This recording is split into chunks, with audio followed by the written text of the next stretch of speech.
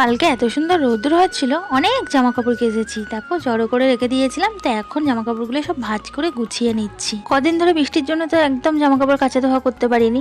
তো জামা কাপড়গুলো সব ভাঁজ করে জায়গাতে তুলে রাখলাম। তারপরে ওপরে ঘরে বিছানাটা সুন্দর করে গুছিয়ে চাদরটা ঠিক করে নিলাম। তারপর ঘরটাকে ভালো করে ঝাড় দিয়ে নিলাম। আর যেহেতু এখন বর্ষাকাল, তো সব সময় বৃষ্টি হচ্ছে, আর একটু জোরে বৃষ্টিতেই এই জায়গাটা পুরো জলে ভেসে যায়। তো এই জায়গাটা যখন জলে স্যাঁতস্যাঁত করে না, একদম আমার ভালো লাগে না কাজ করতে। তো এখন শুকনো আছে, তো এই জায়গাটা ভালো করে ঝাড় দিয়ে নিলাম। এখানটায় দুষ্টু খেলাধুলো করে।